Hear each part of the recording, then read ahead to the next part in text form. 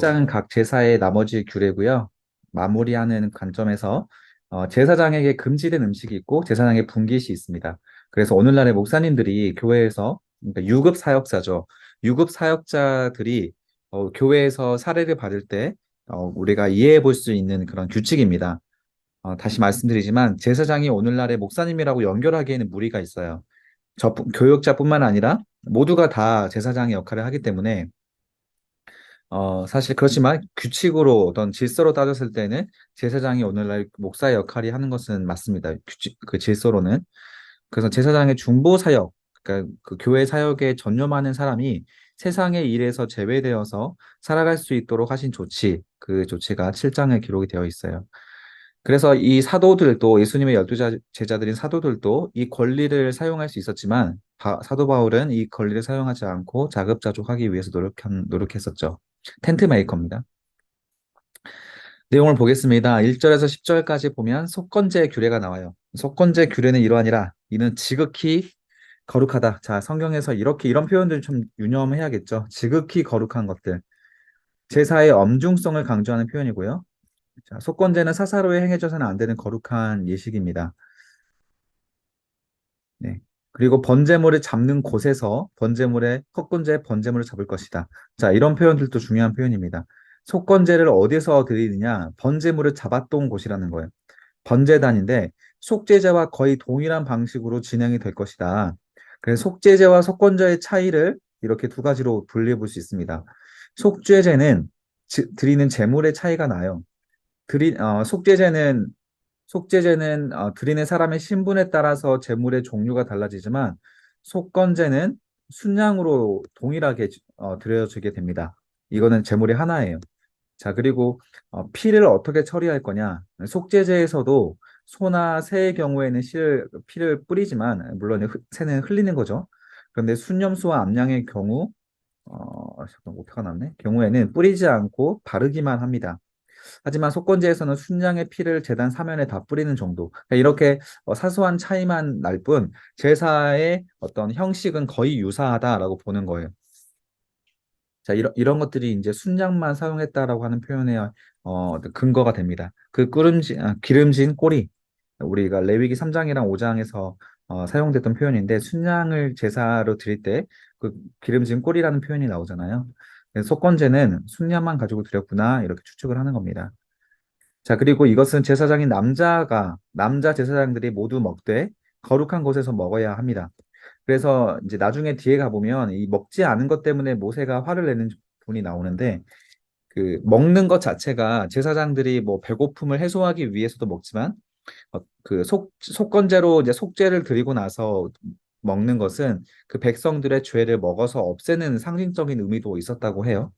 자, 그리고 이제 가죽은 그 제사장이 자기가 드린 제사장인 가죽은 자기가 가지고 재산이 됩니다. 자, 이렇게 아론의 자손들이 어떤 재물에 대해서 어디 부분을 가질 수 있는지 그런 부분들을 나오면서 이런 것들로 제사장이 먹고 살았다는 겁니다. 자, 그리고 7장 11절, 21절까지 보면 화목제에 대해서 나오는데 화목제가 뭔지 기억나시나요? 하나님과 백성 간의 그 어떤 속죄제를 드리고 나서 번제나 속죄제를 드리고 나서 회개를 한 다음에 하나님과의 관계를 회복하기 위해서 드리는 제사가 화목제입니다.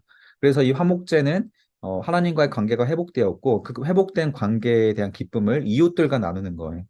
코이노니아의 개념이 강합니다. 이웃들과 교제하고 사귐의 회복을 상징합니다. 자, 이 화목제로 드릴 수 있는 게 세 가지가 있습니다. 감사제와 서원제와 자원제가 있어요. 12절에 넣으면 감사함으로 하나님께 특별한 제목이 있어서 그 화목제를 드릴 때는 특별한 감사 제물과 함께 드려야 합니다. 그래서 원수나 병의 공격에서 하나님의 도우심을 간구하거나 잘못을 고백하여 드려질 때 감사제를 드릴 수 있습니다. 그리고 소원이나 자원하는 것에 대한 제사를 드리고 싶다면 어려운 상황이 만났을 때 하나님의 도우심을 간구하며 드려졌고요. 그리고 화목제물의 고기를 먹으면 그 사람의 백성 중 이제 그래서 이제 모든 부정한 것들에 대해서만큼은 어, 끝까지 하나님께서 이 안에서도 규칙을 정했습니다.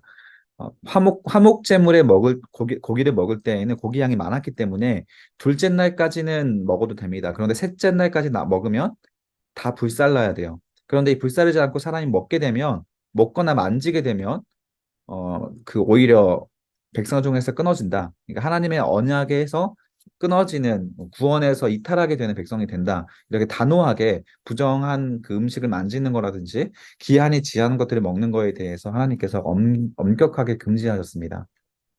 그리고 하나님이 또 엄격한 금지를 계속 이어가시는데, 기름과 피를 먹고 마시는 거에 대해서는 절대 금지하셨어요. 너희는 소나 양이나 염소의 기름을 먹지 말 것이다. 기름을 먹거나 먹는 자는 백성 중에서 끊어지리라. 이때 이스라엘 백성들에게 가장 두려운 말씀이 이런 말씀이었습니다. 사형과 똑같은 말씀이에요. 언약의 백성에서 끊어질 것이다. 그리고 무슨 피든지 먹지 말아라. 그 사람은 다 자기 백성에서 끊어지리라. 자, 이 법은, 그 기름이랑 피를 먹지 않은 것은 신약 시대에 가서도 사도들이 끝까지 이건 지키자라고 했던 부분이에요. 우리가 먹는 것으로 하나님의 사업을 방해하지 말자라고 해서 사도행전 14장에 그 공회에서 그 하나님의 그 음식 가지고 정죄하는 것을 멈추자라고 공회에서 의결을 내렸는데, 그 안에서도 목에 맨 거라든지 또 그리고 피째 먹는 것은 우리가 금하자라고 해서 신약 시대에도 먹는 것만큼은 계속 절제를 시켰습니다. 그러니까 오늘날에도 사실 음식에 대해서는 계속 우리가 더 유념하여 봐야 됩니다. 거룩한 백성으로 살아가겠다고 했을 때 하나님은 건강을 거룩한 백성과 연결을 많이 시켰어요. 그리고 나서 여기 보면 31절에 보면 어, 가슴은 아론과 그의 자손들의 가슴살은 아론과 그의 자손들, 그 제사장들에게 돌리게 됩니다. 그리고 오른쪽 뒷다리는 제사장 거고, 오른쪽 뒷다리, 자기 소득으로 삼을 수 있습니다. 그리고 흔든 가슴과 든 뒷다리, 이것도 그 제사장의 것입니다. 나중에 사무엘상 2장에 가보면, 자, 이렇게 제사장 것이 다 정해져 있었는데, 그 사무엘의 두 아들이 자기 마음대로 그 원하는 부위들을 선택해서 가져갔죠. 그래서 하나님께 앞에 큰 죄가 되고 하나님께 심판받아 죽게 됩니다. 제사장의 것은 딱 규칙으로 정해져 있었어요. 자, 짐승의 피로 제사하는 제사가 이렇게 정성껏 들어졌다라고 하는 것이 7장의 강조점이고요. 그렇다면 오늘날의 예수의 피로 예배하는 신약의 예배는 얼마나 정성껏 드려야 하겠는가? 이거 우리가 7장을 묵상하면서 가져올 수 있는 교훈입니다. 신약의 시대에 교회가 율법을 공부하면서 이런 형식의 예배를 하나님이 기뻐하셨다는 것을 발견하게 되고, 교회가 스스로 하나님 앞에 공예배법을 약속한 거예요. 교회가 신약 시대였던 교회가 예수 그리스도 때문에 우리가 바뀌게 되는 어떤 예배 형태에 대해서 폐한 제사법에 대한 예수의 피로 드려지는 새로운 예배법을 약속을 하는 겁니다. 그래서 우리가 지금 들고 있는 이 교회 예배법에 대해서 다 구약에서 가져온 형태의 정신을 가져온 거예요. 그래서 우리는 이 세례 받을 때 이런 공예배법에 동참할 것을 서약하고 세례를 받습니다. 세례 교육 받을 때 이런 서약 다 하셨죠. 그래서 우리는 더욱 정성껏 신약 시대의 예배를 거룩하게 구별되어 올려드려야 하는 겁니다. 짐승의 피로 드리는 게 아니고 예수의 피로 드리고 있는 우리들의 예배이기 때문에 더 거룩하게, 더 긴장하면서 예배를 드려야겠죠. 자, 이 제사법을 공부할 때 반드시 기억해야 될 본문이 로마서 12장입니다. 그러므로 형제들아, 내가 하나님의 모든 자비하심으로 너희를 권하노니 너희 몸을 하나님 기뻐하시는 거룩한 산 제물로 드리라. 이는 너희가 드릴 영적 예배다. 자, 너희의 전부를 하나님께 통째로 올려드려라. 이것이 너희가 드릴 참 예배의 영적 예배이다. 자, 이렇게 로마서에서도 이 예배에 대해서 강조하였고, 또 이제 이것을 위해서 가장 경계해야 될 것이 2절에 나옵니다. 이 시대를 본받지 말아라. 시대 정신을 본받지 말아라. 그리고 오직 마음의 새롭게 함으로 변화를 받아서 하나님의 선하시고 기뻐하시고 온전하신 뜻이 무엇인지 분별하도록 해라. 그러니까 거룩이라는 것은 굉장히 단순합니다. 시대 정신을 본받지 말고 시대가 요구하는 가치를 따라가지 말고 철저히 하나님의 기뻐하신 뜻에 따라서 온전하게 이루어야 하는 그 가치를 따라가는 거예요. 이 레위기를 공부하면서 계속 그 부분들에 대해서 확인해 갈 겁니다. 자, 여기까지가 1부였습니다. 레위기는 총 4부로 이루어져 있다고 했죠. 자, 여기까지가 1부였고, 자, 2부에 대해서 넘어가겠습니다. 오늘은 아마 제가 마지막까지 맞추려고 했는데 2부랑 3부까지밖에 진행을 못할 것 같아요. 자, 2부의 내용을 넘어가겠습니다. 자, 그 1부에서는 제사 드리는 것들에 대해서 나왔다면, 이제 2부에서는 그 제사를 드리는 제사장에 대해서 먼저 집중을 합니다. 제사장 위임식이 나오고, 그 대제사장이었던 아론의 첫 번째 제사의 그 형태가 나오고 나답과 아비후가 왜 예배 드리다가 죽게 되는데 그 죽음에 대한 이유가 등장하게 됩니다. 자, 8장 올바른 제사법을 알려주고 올바른 제사가 무엇인지를 설명하기 위해서 가장 먼저 설명한 게 뭐냐면 올바른 제사장이에요. 어, 이게 가장 중요합니다. 오늘날에도 사실 교회에서 가장 중요한 인물이 누구냐 했을 때, 뭐 목사님이다라고 했을 때 이견이 없습니다. 목사님이 무너지면 다 무너지는 거예요. 그래서 성경에서는 제사장, 그 예배를 인도하는, 제사를 인도하는 제사장이 가장 정신을 바로 차리고 있어야 된다라고 하는 부분들에 대해서 강조를 한 겁니다. 자, 북이스라엘의 여로보암은 자원하는 사람 누구나 제사장을 시켰어요. 말씀을 모르는 제사장이 제사를 집도했고요. 매 순간 심판당할 죄를 쌓아갔던 겁니다. 결국 북이스라엘은 오래가지 못하고 완전히 멸망당했죠. 제사장이 말씀을 모르면 망하는 거예요. 그 교회는 망하는 겁니다. 그 제사장 밑에 있는 백성들은 다 망하게 되는 겁니다. 자, 8장 1절에서 3절까지 제사장의 위임식을 명령하는 여호와에 대해서 등장하고 소개가 됩니다.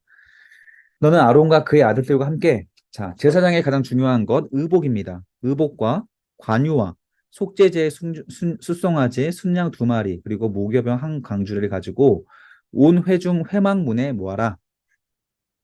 자, 온 회중 앞에 제사장이 그 위임식을 하기 위해서 백성들 앞에 모으게 했습니다. 왜냐하면 제사장이라고 하는 사람을 하나님의 권한으로 임명하게 되는데 그 일은 은밀하게 행해질 성질이 아니라는 거예요.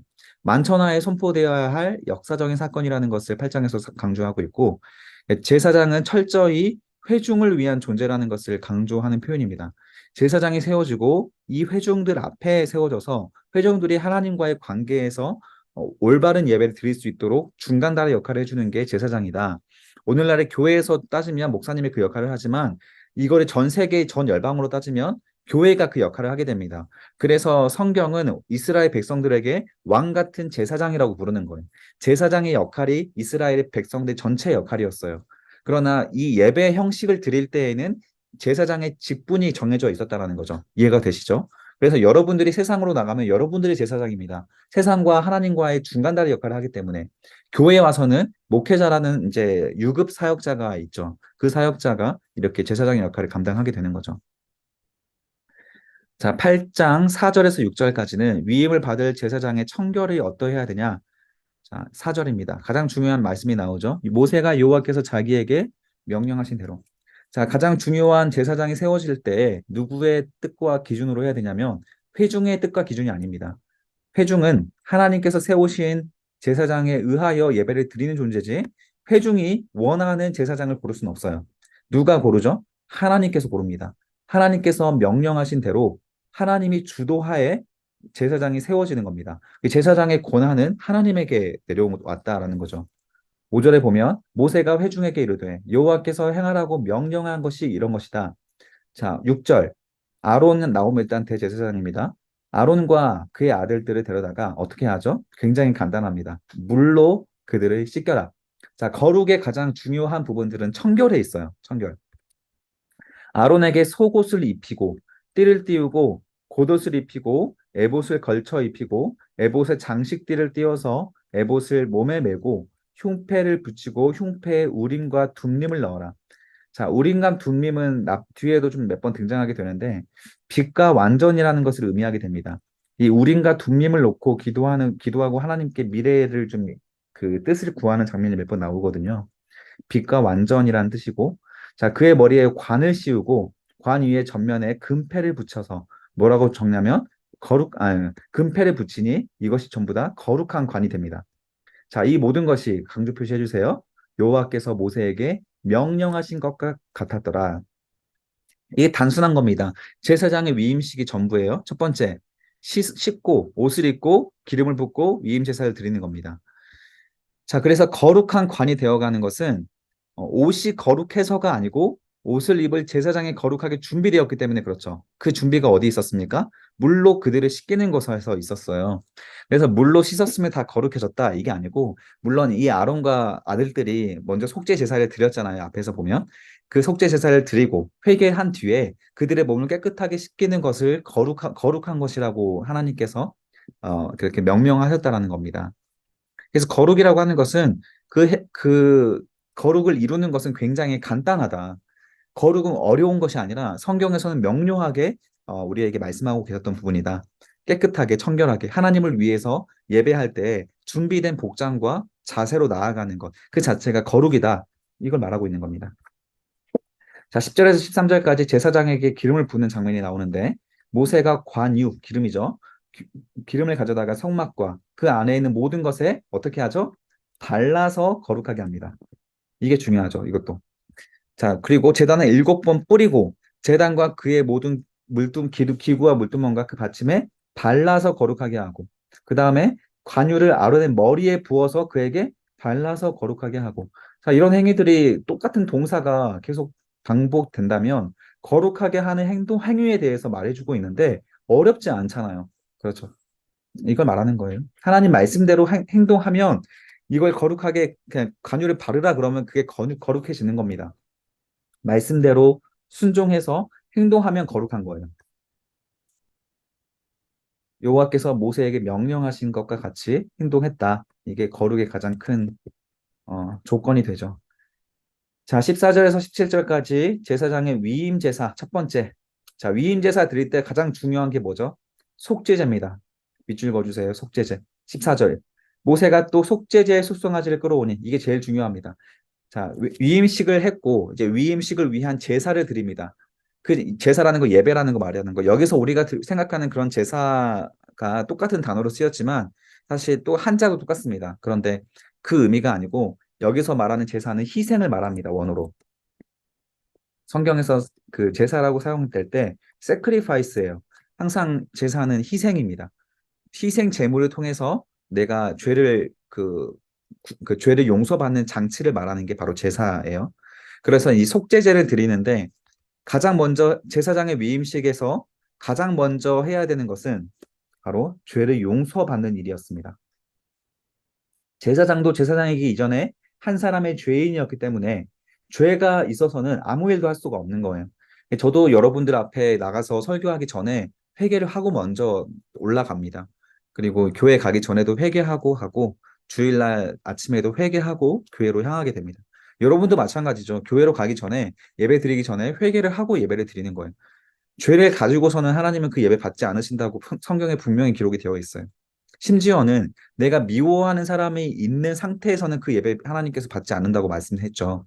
그 형제와 먼저 화해를 한 다음에 그리고 나서 하나님께 나와서 예배하라. 예수님께서 직접 하신 말씀입니다. 죄가 있는 상태에서는 그 부정한 마음을 가지고는 하나님께서 받으시지 않으세요. 가장 먼저 회개를 하고 예배를 드려가는 것이 이 구약의 정신을 가져가는 겁니다. 모세가 잡고 피를 가져다가 손가락으로 그 피를 제단의 네 귀퉁이에 뿔에 발라서 자, 그 4장의 속죄제와 지금 여기에 나와 8장에 나와 있는 차이는 뭐냐면 자, 제사장의 그 백성을 위해서는 회막 향단의 뿔에 바르게 되어 있었는데 제사장을 위해서는 제단의 뿔에 발라 제사를 드립니다. 그래서 번제단 중심으로 드리는 것을 볼 수 있다라는 거예요. 자, 좀 그 구조가 생각이 잘 안 나시는 분들이 좀 있을 것 같아서 잠깐만요. 출애굽기에 보면 그 이게 분향단이고 어, 어디 나왔냐? 자, 이게 성막이거든요. 자, 여기가 회막문이고 회막문으로 들어가는 이 입구로 들어가고 나면 가장 먼저 보이는 게 이 번제단이잖아요. 이 번제단에서 그 예배 그 고기를 굽고 여기서 다 불로 태우고 하는 거거든요.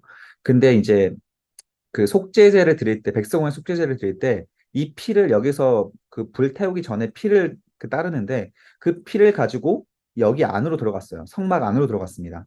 그런데 이제 제사장을 위해 속죄를 할 때는 이 피를 가지고 성막 안으로 들어가지 않아요. 여기에서 다 그냥 성막 기둥 4개 있죠.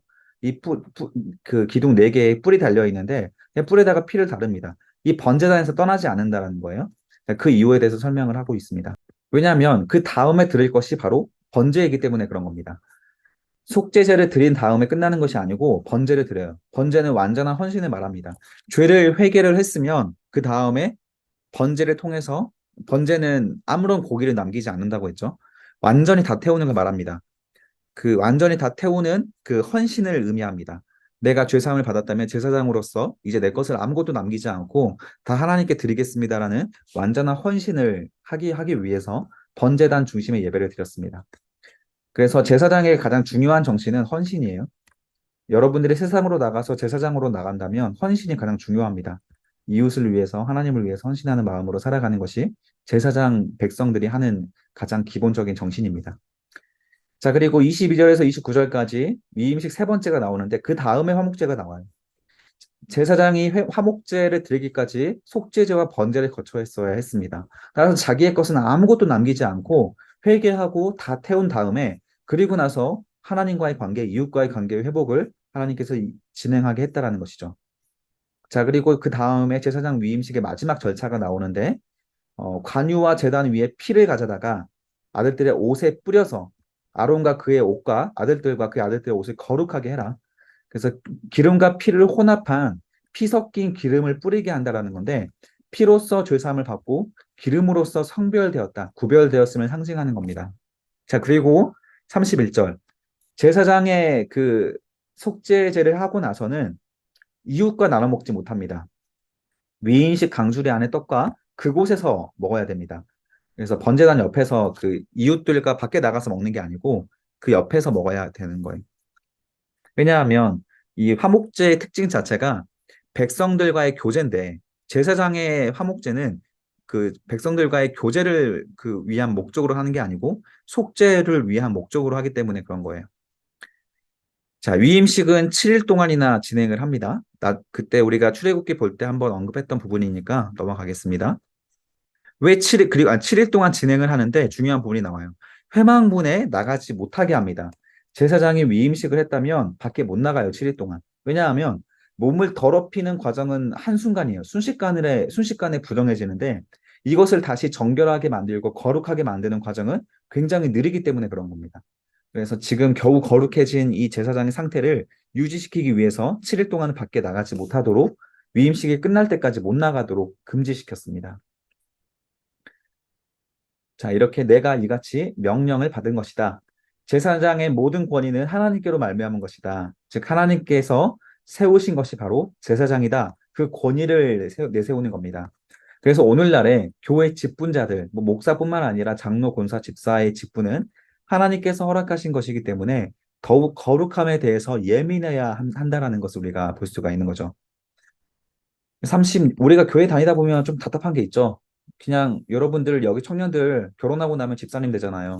교회 오래 다니면 집사님 되잖아요. 제 성경에선 그렇게 가리키지 않습니다.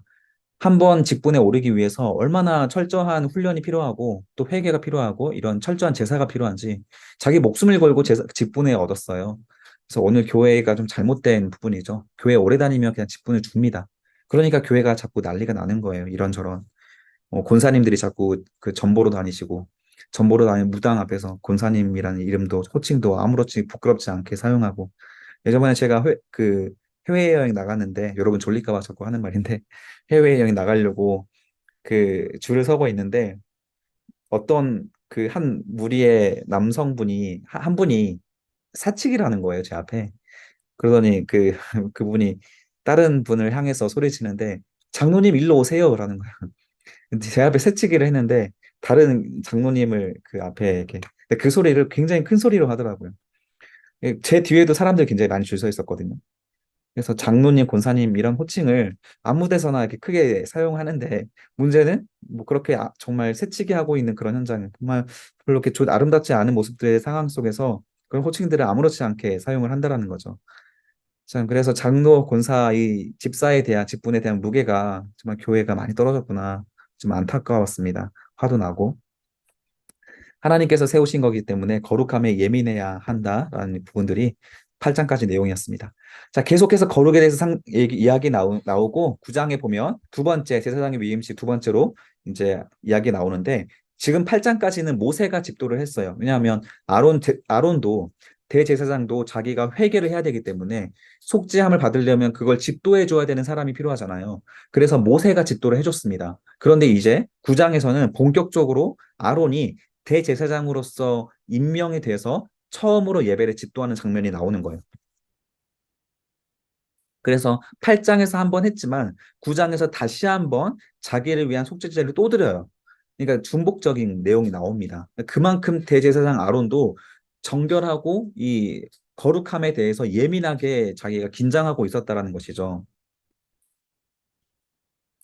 자, 1절에 보면 여덟째 날에 속죄제를 위해서 이렇게 또 번제를 위해서 하고 그다음에 이스라엘 자손에게 대하여도 속죄제와 번제를 가져오겠습니다. 죄를 회개하고 완전한 헌신 배웠죠 방금. 그 다음에 백성들에게 똑같이 합니다. 완전하게 회개한 다음에 헌신. 이게 오늘날의 교회도 똑같이 적용이 되는 거예요. 회개 다음에 헌신이 있습니다. 회개하지 않으면 직분 주면 안 돼요. 교회에서 봉사 못 합니다. 여러분들이 예배 드리는 것도 회개가 없으면 예배가 무의미합니다. 가장 중요한 거 이거 잊지 마세요. 그 다음에 화목제 코이노니아가 있습니다. 그 다음에 교제가 있는 거예요. 그런데 이 교제를 위해서 교회 다니는 분들 많죠. 그 아무것도 의미가 없는 겁니다. 속죄와 번제가 없었기 때문에 그분은 예배를 드리는 게 아니에요. 그 상태에서는. 자, 그리고 6절에 보면 자, 이렇게까지 했을 때 4절에 보면 오늘 여호와께서 너희에게 나타나실 것이다. 하나님의 임재는 철저한 회개와 헌신을 통해 화목제가 이루어졌을 때 하나님께서 나타나시는 임재를 경험할 수 있게 됩니다. 자, 그리고 7절에 여호와의 명령대로 하라 계속 강조되는 부분입니다. 자, 8절에 자기를 위한 속죄제 송아지를 잡으라. 자, 아론이 제단에 나아가서 자기 죄를 위해서 속죄제 송아지를 잡아라. 여러분 성경 어플로 검색해 보세요. 자기를 위한 것은 전부 다 우상이었습니다. 그런데 여기서 아론이 사용한 자기를 위한 거는 자기 죄를 회개하기 위한 속죄제 송아지예요. 여기서는 우상이 아니죠. 그래서 백성 앞에서 제사장 직분을 행하기 전에 자신의 죄를 해결하기 위한 스스로 깨지기 위한 그런 송아지였다라는 겁니다. 10절에 보면 여호와께서 모세에게 명령하심과 같이 이렇게 다 행했다라고 하는 부분들을 강조합니다. 쭉쭉 넘어가겠습니다. 15절에 보면 백성을 위한 제사도 똑같이 아까도 말했던 것처럼 속죄제와 그리고 속죄제 드리고 번제를 드리고 소제는 자원제라고 했죠. 번제까지 드린 사람의 소제, 감사제를 받는 겁니다. 이 부분도 중요합니다. 회개하고 헌신한 사람이 하나님 앞에 감사 예물을 드리는 거예요. 그래서 여러분 우리가 막 교회에서 헌신 예배가 있다고 우리가 9월달에 헌신 예배 있잖아요. 그때 헌신 예배가 약간 소제와 같은 개념입니다. 그런데 사실 헌신 예배 누가 드릴 수 있어요? 이 속죄제와 번제를 통해서 준비된 사람이 하나님께 감사함으로 자원제로 드리는 겁니다. 그게 바로 헌신 예배의 가장 중요한 점인데 요즘에는 그냥 하죠. 그냥 좀 정신이 많이 약해졌죠. 자, 22절에 보면 제사장이 이제 축복이 나오는데 아론이 이렇게 다 모든 것들을 제사를 마친 다음에 백성을 향하여 손을 들어 축도를 합니다. 이게 바로 오늘 교회 예배 마칠 때 정말 여러분들이 제일 기대하는 시간, 많은 성도들이 가장 기대하는 시간이죠. 예배가 끝나고 있는 이제는 우리 주 예수 그리스도의 은혜와 이렇게 하면서 시작하는 그 축도가 이 아론으로부터 시작이 되었습니다. 이 아론의 축복은 그 민수기 24장 6장 24절에서 26절까지 기록되어 있죠.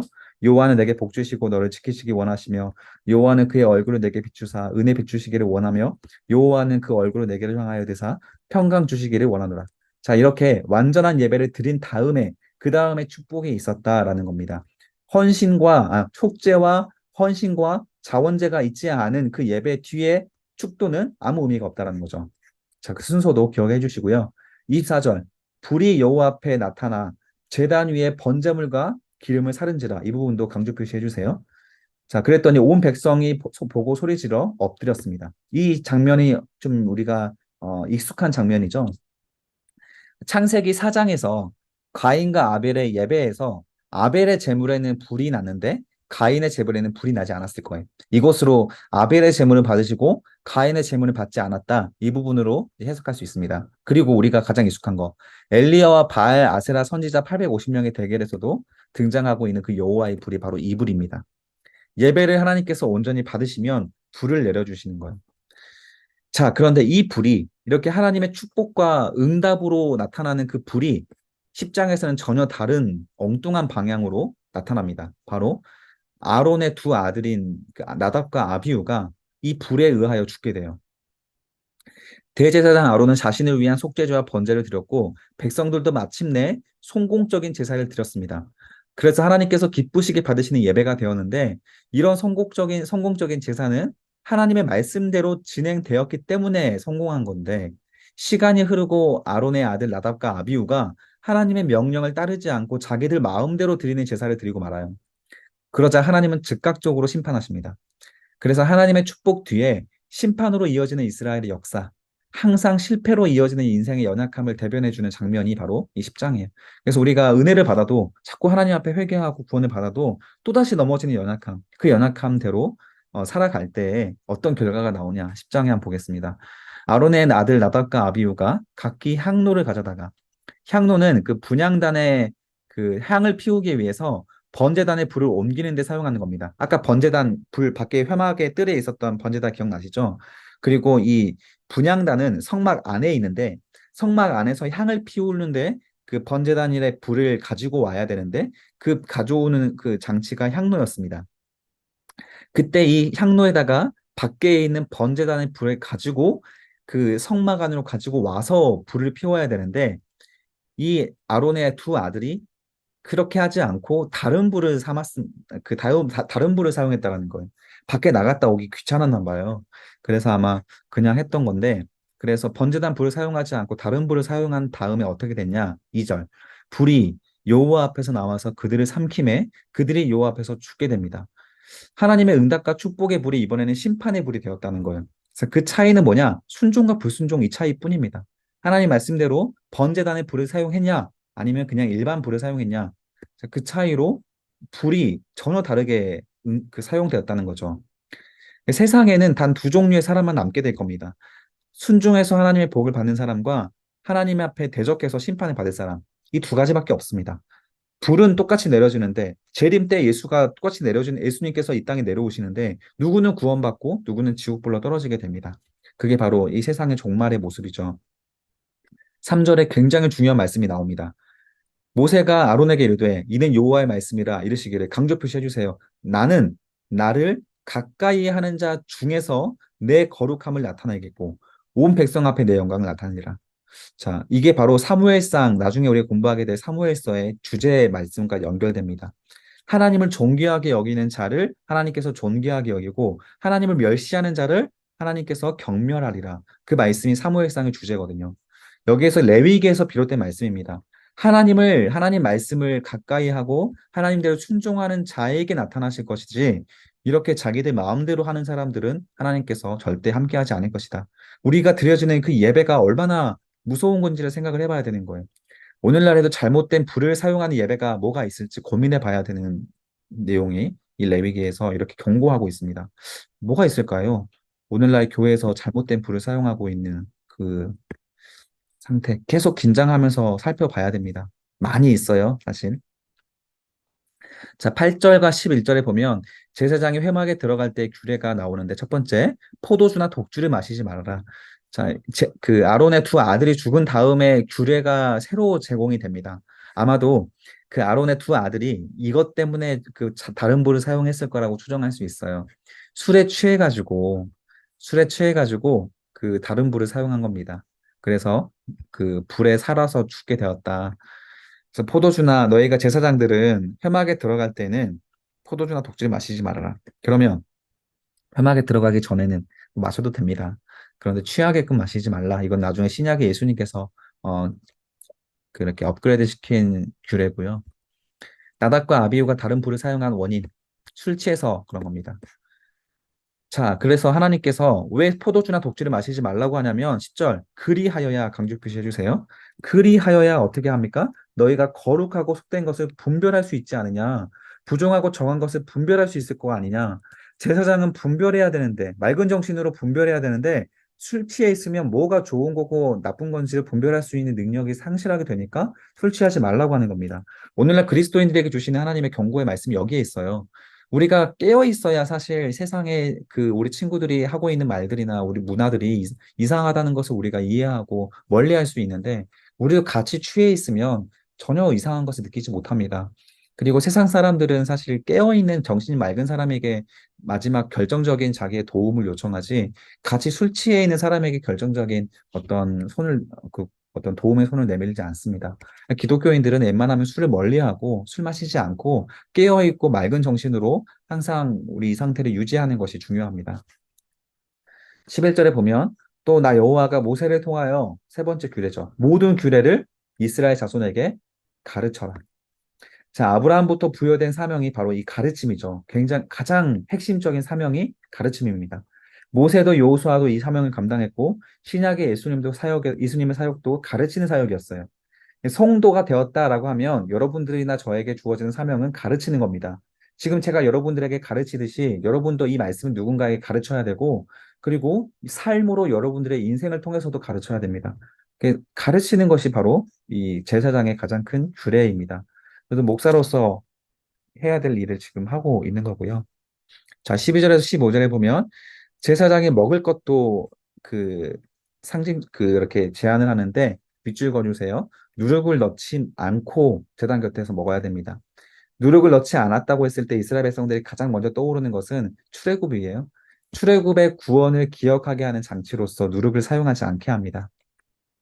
넘어가서 16절에서 20절까지 모세와 아론의 율법에 대한 논쟁이 나오는데 두 아들이 죽은 다음에 모세가 속죄제를 다시 드립니다. 두 아들이 잘못된 그 행동을 해서 모세가 대신 이제 속죄제를 드렸는데 그 아버지 아론이 얼마나 속상했겠어요. 자기 두 아들을 잃었는데. 그리고 나서 남은 두 아들 엘르아살과 이다말에게 이 모세가 화를 냅니다. 왜냐하면 모세가 속죄제 드리고 나서 남은 그 염소를 이제 먹어야 되는데 다 불살라 버린 거예요. 아마 이제 이 아론과 두 아들이 그 많이 상심해서 속죄제 드릴 때 불을 이제 어느 정도 태웠으면 고기를 꺼내야 되는데 그냥 다 태워버린 겁니다. 멍하게 있었던 거죠. 그래서 모세가 화를 냅니다. 뭐라고 하냐면, 야, 이 속죄제물은 거룩한 건데 너희가 어찌하여서 거룩한 곳에 먹지 아니하였느냐. 그리고 여기다 적어두세요. 이게 원칙입니다. 원칙. 하나님의 율법으로 주신 원칙인데 그리고 너희는 회중의 죄를 담당하여 그들을 위하여 여호와 앞에서 속죄하게 하려고 너희에게 주신 것이 이 거룩한 속죄 제물이 아니냐?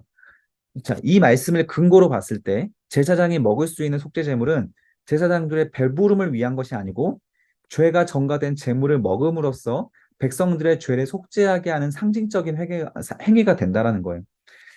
백성들의 죄를 담당하는 이 속죄 제물을 제사장이 먹으면서 없애잖아요. 그것으로 백성들의 죄가 사라졌다. 이걸 상징하게 하는 건데 왜 그렇게 하지 않았느냐? 이 원칙을 지키지 않았느냐라고 합니다. 그때 아론이 대변을 하죠. 오늘 그들이 속죄제와 번제를 여호와께 드렸어도 잘못된 불을 사용하여 드렸어도 이런 일이 내게 임하였거늘 오늘 내가 속죄 제물을 먹었더라면 여호와께서 어찌 좋게 여기셨으리요. 지금은 우리가 애도하고 좀 살펴볼 시간이지 않습니까? 묵상할 시간이 아닙니까? 라는 거죠. 우리가 지금은 음식을 먹을 때입니까? 곧 금식할 때가 아닙니까? 이제 이렇게 말하는 거예요. 죄를 묵상하고 금식할 때가 아닙니까? 원칙을 어기고 지금은 이 시간이 아니겠습니까? 라고 말했을 때 20절에 모세가 그 말을 좋게 여깁니다. 자, 이게 율법의 엄격성을 넘어서는 더 본질적인 부분입니다. 자, 율법의 본질은 하나님과 우리와의 관계를 위한 것이지 원칙을 지켜내기 위한 게 아니라는 거예요. 이스라엘 백성들이 가장 오해하고 많은 실수가 여기에 있었습니다. 자꾸 이 원칙을 지키려고만 했었어요. 그런데 원칙보다 더 앞서는 것은 관계고 그 다음에 그 마음의 중심이다. 자, 이런 부분들을 율법을 통해서도 우리가 확인할 수 있는 겁니다. 자, 3부로 넘어갑니다. 정결법에 대한 말씀이 11장에서 16장까지 나오는데 정한 짐승, 그리고 산모, 그리고 나병, 그리고 유출병, 성병입니다. 그 성병에 관한 규례, 그리고 속죄일에 관한 규례가 나옵니다. 자, 11장 먼저. 여기까지가 이제 제사를 드리고, 그 다음에 제사장에 대한 법이 나오고 나서, 그 다음에 가장 중요한 말씀으로, 예배 다음에, 그 다음에 중요한 말씀이 바로 11장입니다. 음식에 관한 겁니다. 정한 짐승과 부정한 짐승이 무엇이냐? 자, 무엇을 먹을 것인가, 먹지 말 것인가에 대한 음식물 규정입니다. 자, 음식법은 폐한 율법이 아닙니다. 먹는 법은 그 구약이나 오늘날이나 우리가 다 실천하고 있는 거기 때문에 먹는 법은 폐하지 않았습니다. 그래서 먹지 말라는 것은 먹지 않으면 되고 먹으라는 것만 먹으면 되는 거예요. 자, 밑에 가서 설명을 하겠습니다. 이런 부분들은 먹을 수 있고, 이런 부분들은 먹으면 안 됩니다. 자, 사도행전 15장에서 공의의 결정에서 피와 목매어 죽인 것과 우상의 제물과 음행을 멀리하라는 말씀이 있죠. 자, 그래서 부정한 음식을 먹는다고 구원받지 못하는 것은 아니지만, 이게 중요한 겁니다. 부정한 음식을 먹는다고 구원받지 못하는 것은 아니지만, 신약 시대에 와서는 인간의 건강을 훼손하게 되고, 거룩함에 가장 치명적인 흠이 되는 것은 사실이다. 그래서 음식법은 건강법입니다. 건강. 우리가 건강하기 위해서 주신 법이라는 것. 자, 음식물 규정은 가변적인 법입니다. 바뀔 수가 있어요. 어, 폐한율법은 아니지만 가변적인데 어떻게 바뀌었냐? 에덴 동산에서 그 에덴 동산과 노아의 홍수 이후가 달라집니다. 그 자연 환경이 달라지고 그리고 레위기 때 가서 또 달라졌습니다. 환경이 오염되어 가는 오늘날에는 그리고 더 철저하게 지켜야 된다. 이게 사실 성경을 제대로 해석하는 방법이에요. 우리는 신약을 읽으면서 이대로 우리가 다 어떻게 지키고 살아라고 하면서 이대로 먹을 것과 안 먹을 것 구별하지 않잖아요. 근데 사실 정말 우리 시대에 이런 중금속이나 또 환경 오염이나 또 플라스틱이나 이런 여러 가지 환경 호르몬들이 나와 있는 것들이 굉장히 많기 때문에 오늘날에 만약에 레위기 11장이 쓰여졌으면 11장 내용만 엄청나게 길었을 거예요. 하나님께서 먹지 말라고 하는 부분들은 굉장히 많았을 겁니다. 그래서 우리도 다 알잖아요. 환경 오염으로 나오고 몸에 안 좋은 것들. 그런 것들은 사실 다 먹지 않고 몸에 좋은 것들을 먹으면서 우리 건강을 유지시켜 나가는 것들. 이게 바로 가장 중요한 11장의 정신을 지켜 나가는 겁니다. 자, 육지의 모든 짐승 중에서 너희가 먹을 만한 생물을 먼저 말씀해 주세요. 굽이 갈라져서 쪽발이 되고 되새김질을 하는 것은 너희가 먹습니다. 그래서 소는 먹을 수 있죠. 그런데 새김질을 하긴 하는데 어, 굽이 갈라지지 않는 것, 낙타는 먹으면 안 되고 사반, 뭐 너구리갑니다. 그런 것도 되새김질을 하되 굽이 안 갈라졌으니까 먹으면 안 되고 토끼도 먹으면 안 됩니다. 그리고 7절 여기만 왜 강조하냐면 나머지는 우리도 잘 안 먹잖아요. 이런 거는. 그런데 돼지는 자주 먹기 때문에 이건 좀 강조를 하고 제가 지금 적어놨습니다. 돼지는 굽이 갈라 족발이로 돼 새김질을 못함으로 너희에게 부정하다. 자, 2022년도 WHO 국제암연구소 발표인데 10년 전 거지만 한국인이 인구 10만 명당 대장암 발병이 1위라고 해요. 나머지 나라들도 보면 돼지고기를 많이 먹는 나라 순으로 대장암 발병 비율이 비례합니다. 대장암이 희귀병인 나라들이 있어요. 불교, 힌두교, 이슬람교입니다. 이런 국가들은 대장암이 희귀병이에요. 그런데 꼭 이 대장암 사망률 1위에서 16위가 모두 다 기독교 국가입니다. 전부 다 이 돼지고기를 허용하는 국가들이죠. 그 종교죠. 근데 거기에다가 한국 사람들은 돼지고기를 가장 좋지 못한 방법인 숯불 직화구이로 먹죠. 진짜 맛있잖아요. 그렇게 되면 어떻게 나냐면 1급 발암물질인 벤조피렌이라는 게 나오는데 이게 담배 연기에서 나오는 거거든요. 그래서 그 먹지 않고 코로 냄새만 맡아도 해롭다고 해요. 이런 부분들이 다 우리 몸을 해롭게 만들기 때문에 돼지고기뿐만 아니라 돼지고기 숯불로 굽고 있는 사람들 근처에도 가지 않는 것이 좋다. 이렇게 음식학자들이 말합니다. 자, 이런 고기를 먹지 말고 주검도 만지지 말라. 이건 너희에게 부정하다. 모세가 하는 말이 아니고 제가 하는 말이 아니고 하나님이 하신 말씀입니다. 하나님께서 이거를 받을 만한 사람은 받으세요. 그래서 오늘부터 난 돼지고기 안 먹겠습니다 하는 사람들이 있으면 이 말씀을 그냥 실천하는 겁니다. 이거는 우리 각 개인에게 달려 있어요. 저도 최대한 안 먹으려고 노력은 하는데 자꾸 먹게 되는 것도 먹으면서 좀 마음이 많이 찔림이 여기 옵니다. 자, 물에 있는 것도 마찬가지입니다. 지느러미와 비늘이 있는 것은 먹을 수 있습니다. 그래서 잉어 같은 거 먹을 수 있어요. 근데 이제 뭐 장어나 이런 거 비늘이 없잖아요. 먹으면 안 됩니다, 장어도. 지느러미와 비늘이 없는 것은 너희에게 가증한 것이다. 이들은 너희에게 가증한 것이니 너희는 그 고기를 먹지 말고 주검도 가증히 여겨라. 이것은 너희가 심지어 disgusting입니다. 혐오하게 여겨라. 자, 13절. 부정한 새에 대해서 말합니다. 새는 거의 다 먹으면 안 됩니다. 먹을 수 있는 게 없습니다. 자, 20절, 23절. 곤충 중에서도 먹을 수 있는 게 있습니다. 웬만하면 날개가 있고 네 발로 기어다니는 곤충은 너희가 디스커스팅입니다. 혐오할 것인데, 다만 날개가 있고 기어다니는 것 중에서 다리가 있어서 뛰는 것들 있죠. 메뚜기, 배짱이, 귀뚜라미, 파충이는 먹을 수 있습니다. 그 세례 요한의 식단이 메뚜기와 석청이었잖아요. 선지자들이 메뚜기를 많이 먹었습니다. 자, 이런 것들은 너희가 부정하게 하나니 누구든지 이것들을 주검을 만지면 저녁까지 부정해질 것입니다. 자, 주검을 만약에 부정한 것들을 만졌을 때 어떻게 정결해집니까? 그 옷을 빠는 거예요. 간단하죠. 거룩한 게 어렵지 않습니다. 쭉 먹으면 안 되는 것들 기록이 되어 있으니까 읽어보세요. 자, 그리고 44절. 나는 여호와 너희 하나님이라 내가 거룩하니 너희도 몸을 구별하여 거룩하게 하고 땅의 기는 길짐승으로 말미암아 어떻게 하라? 강조 표시 해놨죠, 제가. 스스로 더럽히지 말아라. 정말 중요한 말씀이죠. 음식을 먹는 것은 우리 스스로의 몸을 더럽히는 겁니다. 나는 너희 하나님이 되려고, 너희의 하나님이 되려고, 얼마나 다정하신 말씀이에요. 우리의 하나님이 되시려고 우리를 애굽 땅에서 인도하여 낸 여호와다. 그러니 강조 표시, 내가 거룩하니 너희도 거룩하다. 이게 바로 레위기의 주제입니다. 19장에 다시 한번 강조가 됩니다. 거룩이란 정말 단순한 거죠. 47절 여기다 강조 표시해 주세요. 먹을 것과 먹지 못할 것을 분별하는 것이 거룩입니다. 거룩 어렵지 않습니다. 12장은 산모, 태어난 사람들은 어떻게 정결하게 되냐? 그 여자가 그 아이를 낳을 때 부정해진다고 합니다. 이제 여기서 부정은 만지면 막 전염병이 있고 이런 게 아니고 몸이 약해진 걸 말해요. 산후조리가 필요하다. 그래서 며칠의 산후조리가 필요한지를 보여줍니다. 2절에 보면 이스라엘 자손에게 말하여 이르되 여인이 임신하여 남자를 낳으면 그는 7일 동안 부정합니다. 7일간 부정해서 격리를 하고 있어야 됩니다. 왜냐하면 다른 사람들 만나게 되면 전염이 되기 때문에 그 여자에게 안 좋기 때문에 월경할 때와 같이 부정할 것이다. 여덟째 날에는 그 아이의 포피를 벨 것이다. 이게 바로 할례죠.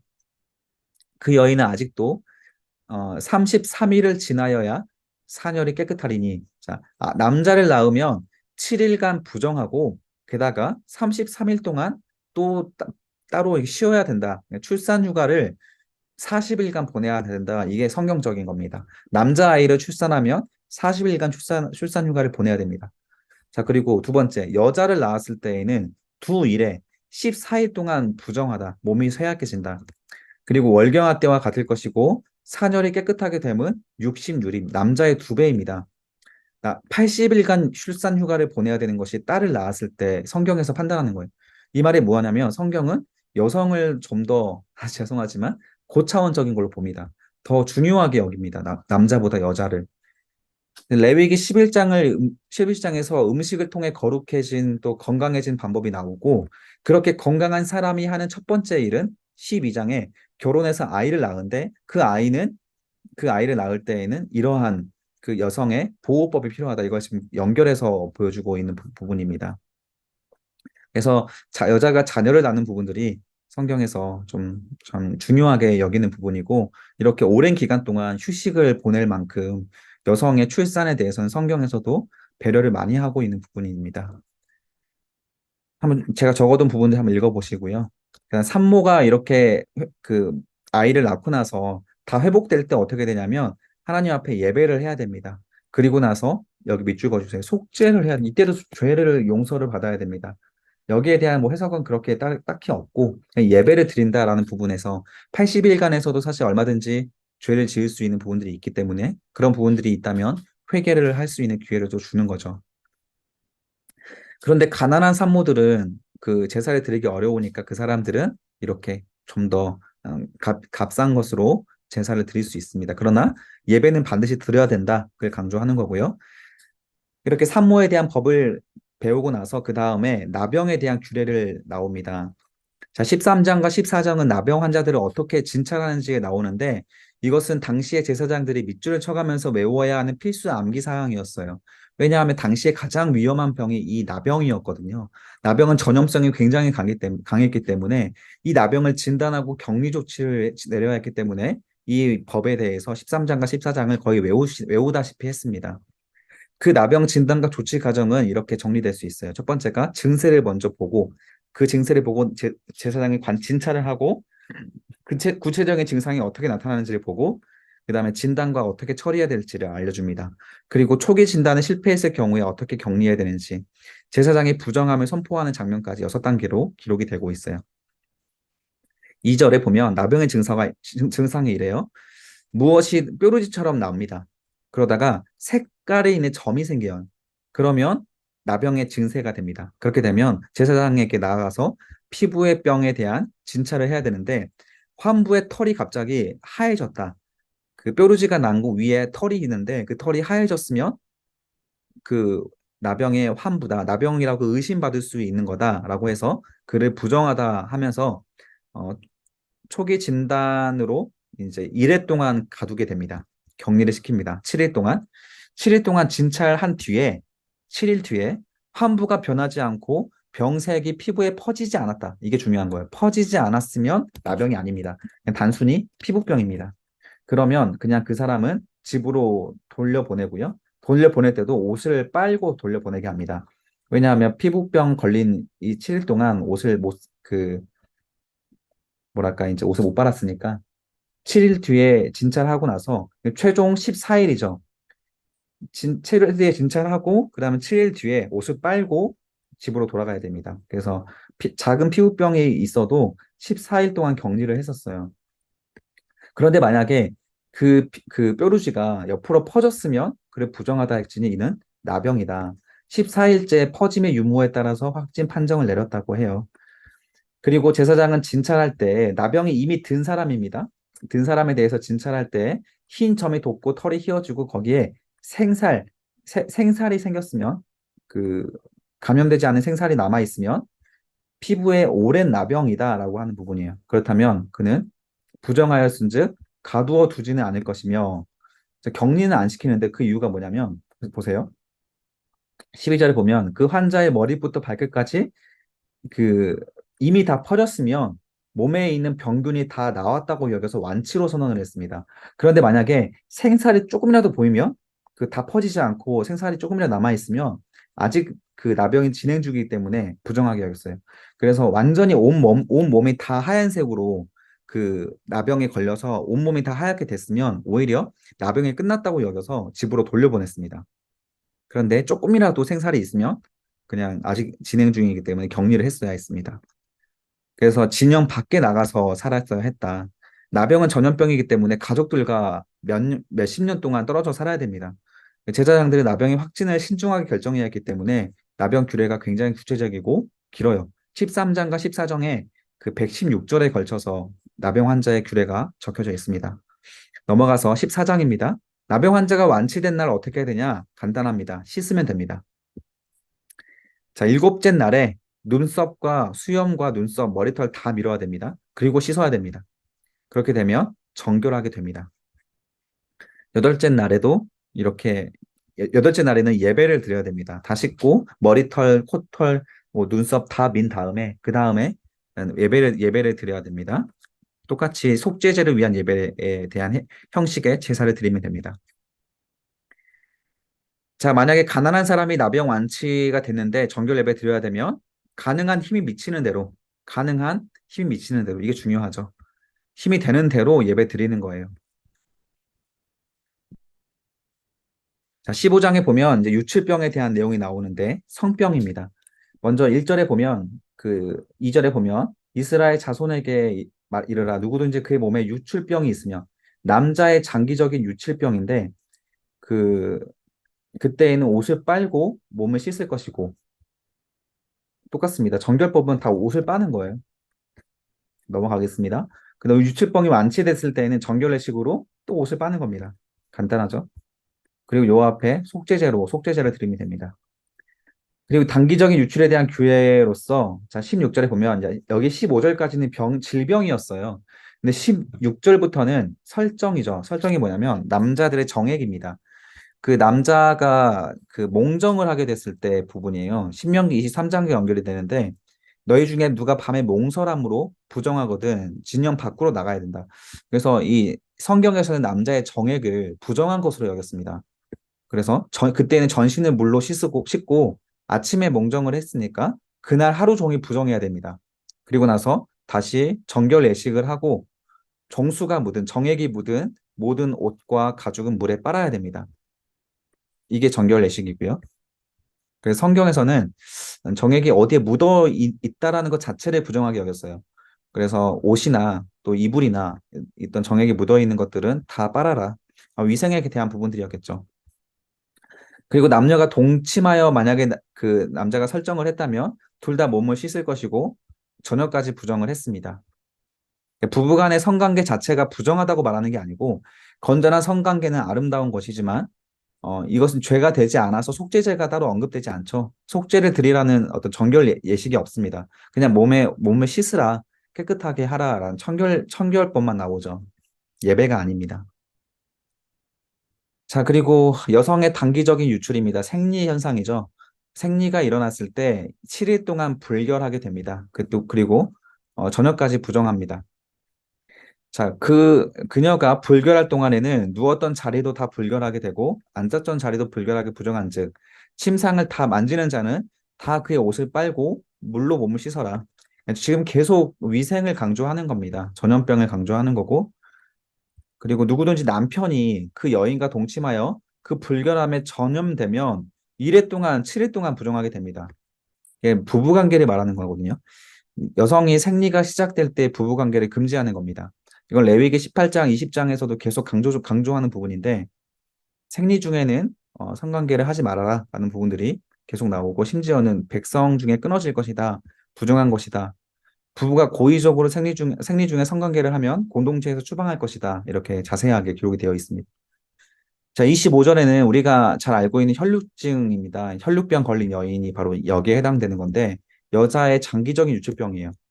자, 그 생리 기간이 아닌데도 불구하고 생리가 계속된다면 그 유출이 불결기를 지나도 계속되면 부정을 유출하는 날 동안에 불결할 때와 같이 부정합니다. 성경에서 가장 부정한 두 병이 바로 이 유출병이랑 나병이었어요. 그래서 그 여인이 12년 동안이나 유출병을 낫게 하기 위해서 돌아다녔던 거고요. 자, 그때도 이렇게 아무도 그 사람에게 가까이 하지 못했습니다. 전염이 됩니다.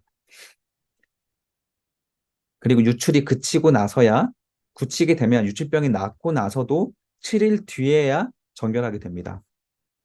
전염이 되기 때문에 이렇게 철저하게 했고 그 다음에 속죄제를 드리게 했습니다. 자, 그리고 규례의 목적은 뭐냐면 이렇게 철저하게 씻고 속죄를 드리게 하는 목적은 이겁니다. 이스라엘 자손이 그들의 부정에서 떠나게 하여서 그들 가운데 있는 내 성막을 그들이 더럽히고 하나님 만나는 자리죠. 그들이 부정한 중에서 죽지 않게 하도록 하시라. 몸이 부정한 상태에서 성막에 가까이 가면 죽게 되었습니다. 하나님의 영광 때문에. 하나님이 그것을 피하게 하기 위해서 이렇게 규례를 정했다. 자, 16장은 가장 중요한 속죄 규례가 나옵니다. 대속죄일에 대한 말씀이거든요. 매년 7월 10일마다 정기적으로 드리는 가장 중요한 제사가 이 속죄 제사였어요. 지금은 예수님께서 단번에 영원한 속죄를 드려 주셨기 때문에 이러한 대속죄일을 지킬 필요는 없지만 대속죄일의 정신을 계승해서 우리가 날마다 회개할 수 있어야 합니다. 대속죄일을 준비할 때 어떻게 하냐? 아론의 두 아들이 여호와 앞에 나아가 죽은 후 밑줄 그어주세요. 지금 우리가 레위기 10장에서 스토리가 끊기고 그 안에 있는 구체적인 어떤 뭐 성병부터 시작해서 성병도 있고 그다음에 뭐 음식법도 있고 여러 가지 계속 법을 나눴잖아요. 그 스토리는 레위기 10장에서 16장으로 넘어옵니다. 10장에서 아론 두 아들이 여호와 앞에 나아가다가 죽은 후에 그 살벌하고 엄중한 분위기 속에서 하나님께서 모세에게 말씀하셨어요. 무엇을 말씀하셨을까요? 대속죄일에 대해서 말씀한 겁니다. 어, 이 예배를 어떤 마음으로 드려야 하는지 강조하기 위해서 두 아들을 하나님께서 생명을 거둬가시고 회개할 때 이처럼 중요하고 엄중한 예배로서 드려야 함을 강조한 겁니다. 아까 제가 보여드렸던 그 회막과 성소의 단면도가 이렇게 돼요. 여호와께서 모세에게 이르시되 내 형 아론에게 이르라 성소에 휘장한 법궤 위 속죄소 앞에 언약궤 위에 덮고 있는 뚜껑이 속죄소라고 했죠. 그 속죄소의 언약궤는 이 1번에 있습니다. 여기가 그 뜰의 어떤 뭐랄까 외곽 변두리고요. 그 안에 번제단이 6번에 있었죠. 그리고 여기가 물두멍입니다. 여기 손을 씻고 여기서 번제단에서 제물을 태우고 그 다음에 여기에서 이제 손을 씻고 성막으로 들어가는 거예요. 여기에 보면 이제 여기 분향단이 2번에 있습니다. 2번과 1번 사이에 있는 이 줄이 그 휘장이에요. 휘장 넘어서 1번이 바로 이 언약궤가 있고 이 언약궤를 덮고 있는 것이 속죄소입니다. 이 속죄소에서 대속죄일에 하나님께 제사를 올려드렸던 거예요.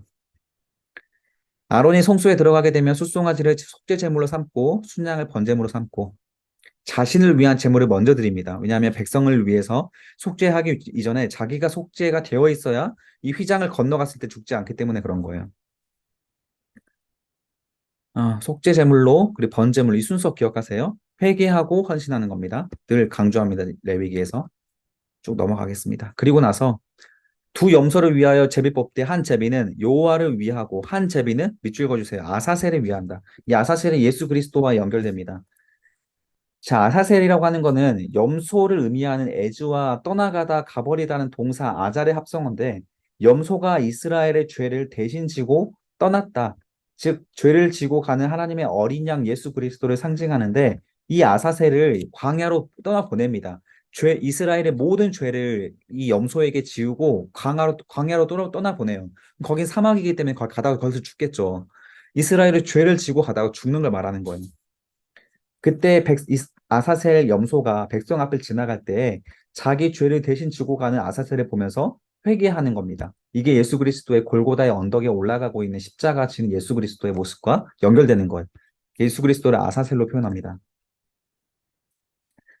너희는 속죄하고 아사셀을 위하여 광야로 보낼지니라. 자, 그리고 속죄일의 의식은 이렇게 똑같이 진행을 하고 쭉 읽어보세요. 속죄일의 마무리의 예식은 이런 식으로 한다.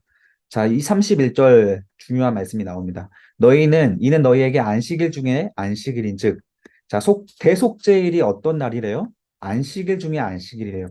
안식일은 하나님께서 거룩한 날이라고 지정해 주신 날인데 이 거룩한 안식일 중에서도 가장 거룩한 날이 이 대속죄일. 1년에 딱 한 번 있는 7월 10일 이 안식일 대속죄일이 가장 중요하다. 그래서 이날에는 어떻게 합니까? 스스로 괴롭게 하라라고 하는 거예요. 자기 죄를 깨달으며 자기 가슴을 치고 회개하고 괴롭게 하라는 거예요. 자기 죄를 기억하면서. 그만큼 이렇게 하나님 앞에 하나님께서 대속죄를 중요하게 말씀하셨습니다. 이게 스스로 괴롭게는 이제 일반적으로는 금식으로 여기는데 율법이 공식적으로 지정된 유일한 금식인데 7월 9일부터 7월 9일 저녁부터 10일까지 유대인들은 지금도 이때 금식을 하고 있습니다. 사실 우리가 취업이나 입시 이런 걸로 금식하지 말고 회개를 위해서 금식해야 된다. 이렇게 교훈을 가져올 수가 있는 거죠.